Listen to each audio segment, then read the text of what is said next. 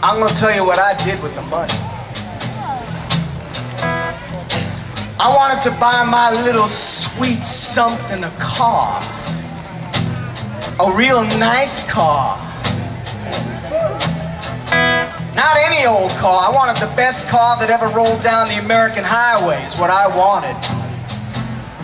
So I took this big suitcase down from my closet, I opened it up and I stuffed it with $100 bills.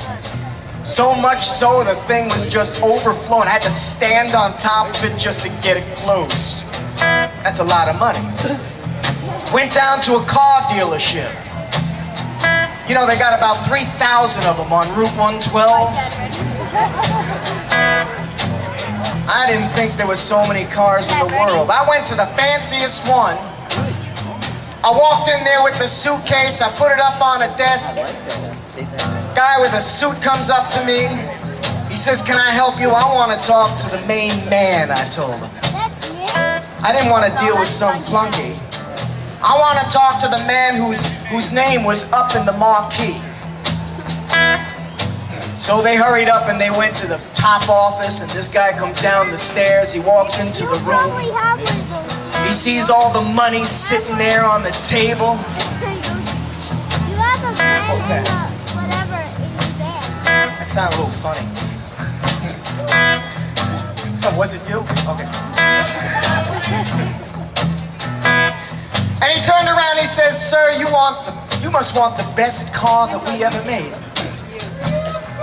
And I said, "No." I said, "I want the best car that you haven't even made yet." I told him this. I said, "I want this car to have the best features of any car that has ever been made. I want the comfort of a Cadillac. I want the speed of a Lamborghini. I want the purr of a Jaguar. And I want the kick of a locomotive. That's what I want for my baby." How many people here would do the same thing? Let me hear you. There's a few people, but some people are downright greedy out there. And I told him, I said, "I don't want not just a plain old car." I said, "This is what I want. I want the best features that you could ever possibly think of. I want one of those seats that got 7 independent, vibrating zones." You people know what I'm talking about? You know, when you're walking around the mall, you get real tired, you see one of those stores like the Sharper Image or Brookstone, and you see those seats. You sit down with it, you start playing with the remote control.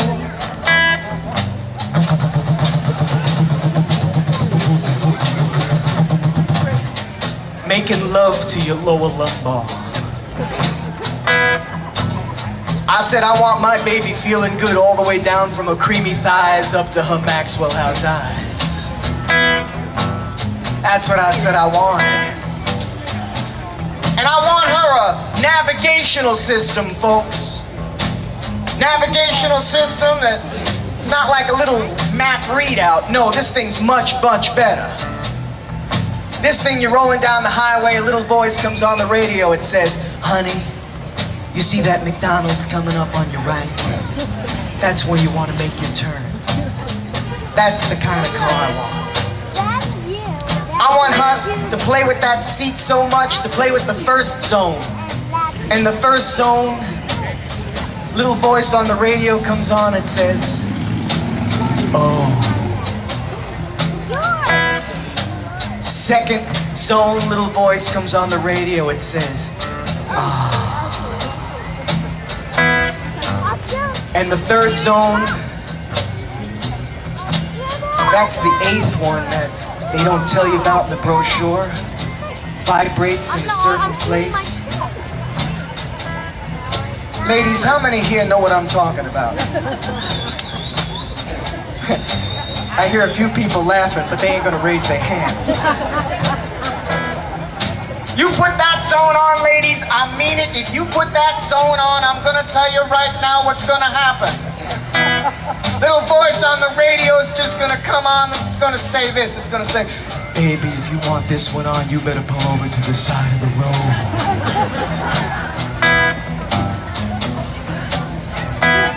So I had this car, super customized with the powerful engine.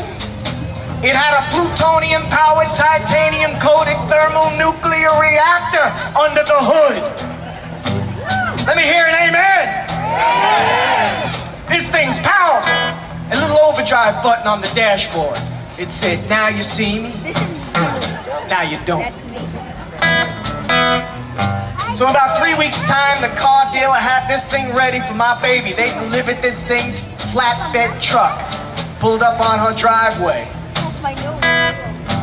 I'm sitting behind the bushes because I want to get a good view of my lady when she sees this.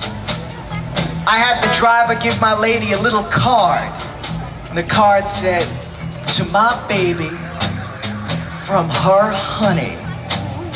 Because I was her honey. So I thought.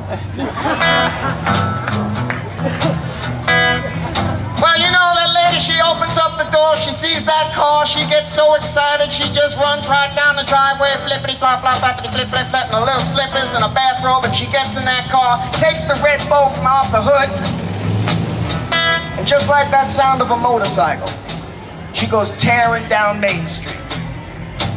About 20 minutes later, she comes back, and now there's some guy driving the car. Tall guy, not little, like me. Full head of hair, not like me. Yeah. Handsome. Okay.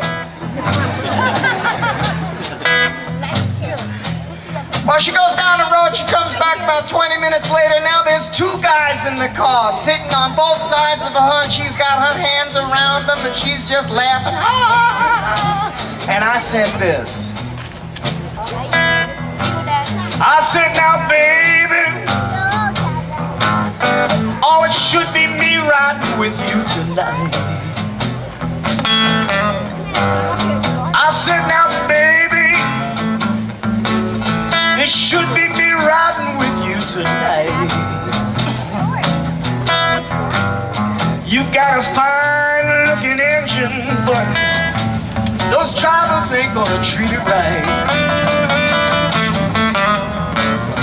Yeah, I drive you to church on Sunday. On Monday, I'll take you to school. But baby, I'll be doggone if I'm gonna be your little driving fool. Baby, I wanna ride with you tonight. You may have some other drivers, but they ain't gonna treat you right. Yeah, you got a positive traction rear, a high dramatic clutch. Other drivers may have driven you, but baby, they don't have my touch. Baby, I wanna ride with you tonight. Yeah, you may have some other riders, baby, but they just ain't gonna treat you right.